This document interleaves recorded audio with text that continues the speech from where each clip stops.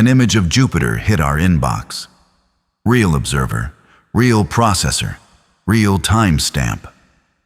The claim attached said an object larger than 100 meters had slammed into the planet's atmosphere. We spent 2 weeks verifying it. It is fake. This is the bait.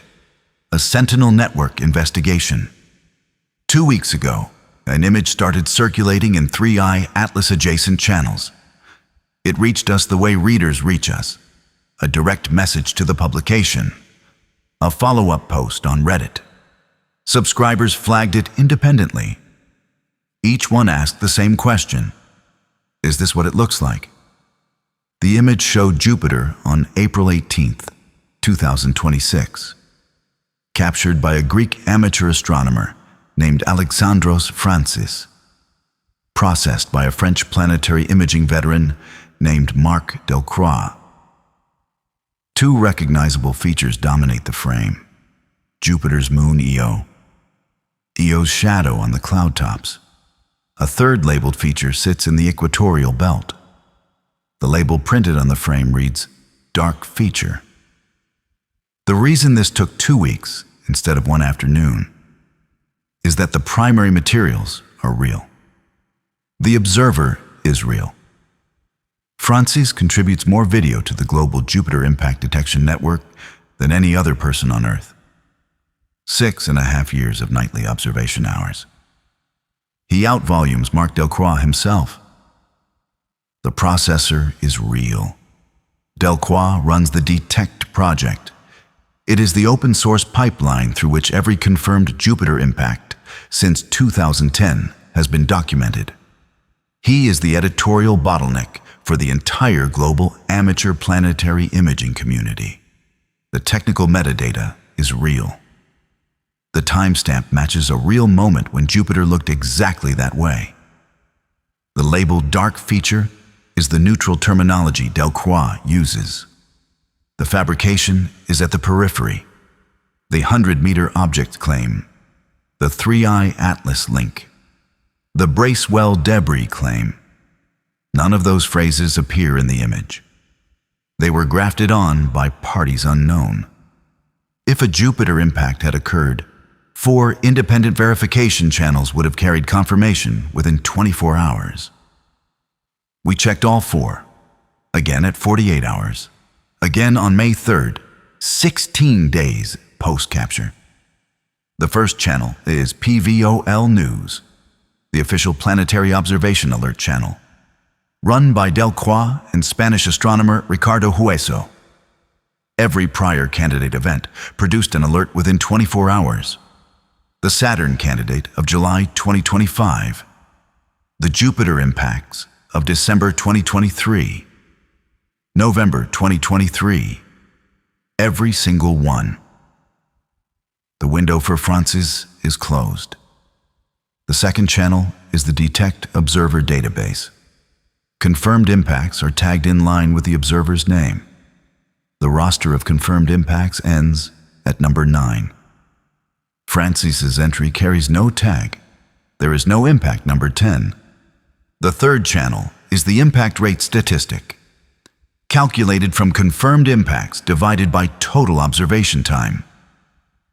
On April 20th, it read 11.8 impacts per year. On May 2nd, it read 11.6. The figure decreased. If a 10th impact had registered, the rate would have moved up. It moved down. The fourth channel is the Global Observer Net. 15 days after the Frantzis capture, observers from every major longitude on Earth had imaged Jupiter.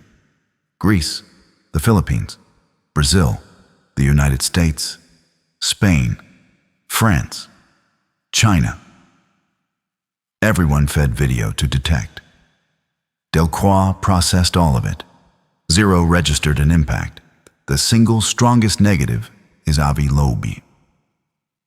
The Harvard astrophysicist vacating the engineered object hypothesis around 3i Atlas. He has been publishing daily through April. He catalogs every anomaly that supports his reading. A Jupiter impact weeks after 3i Atlas's closest approach would be exactly the data point he is hunting. He has not mentioned it. That silence is conclusive. We can describe the asset's properties. We cannot determine who built it. The asset combines real technical materials with fabricated framing. It uses the highest volume observer in the relevant network. The feature sits in a longitude where atmospheric features routinely appear. And the asset moves through closed channels, not the open web. These four properties together produce something more durable against casual review than a typical hoax. Catching it required the full verification stack. We do not know who built it. We do not know why. Anyone who tells you they know from this evidence is overclaiming. 4 weeks ago, in the publication gap, we documented a different contact. From inside Elsevier, they sent a thoroughly assembled document calibrated to our reporting interests.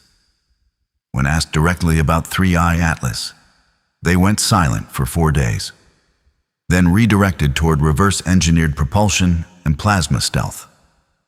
That contact and this asset share characteristics worth noting. Both arrived through trusted intermediary vectors. Both were calibrated to specific 3i Atlas reporting beats. Both were technically sophisticated enough to require extended verification. Both displayed apparent awareness of what we were working on at the time of contact. We are not claiming common origin. We have no evidence of that. We are flagging a pattern. 2 assets, 4 weeks apart. Both calibrated to this publication's beats.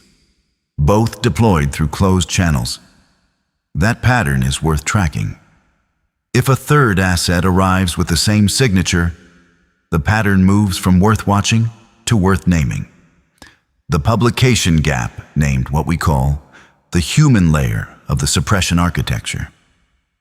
Contacts who arrive with information calibrated to your interests, but orthogonal to your primary investigation. The Elsevier contact was the redirection mode.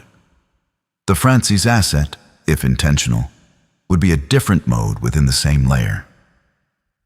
We are not claiming the Frantzis asset was built specifically to compromise this publication. We are not claiming common origin with the Elsevier contact. We are not declaring a new layer. We are not naming any suspect. Speculation without evidence is the failure mode this publication is built to avoid. Here is the Sentinel Network's assessment. The image was real. The framing was not. The window closed at sub-24 hours of precedent. It is now 16 days of silence. The verification took 2 weeks because the asset was durable enough to require it. To the readers who flagged it, you did the right thing. The verification stack held. The full briefing is on Substack. Link in the description.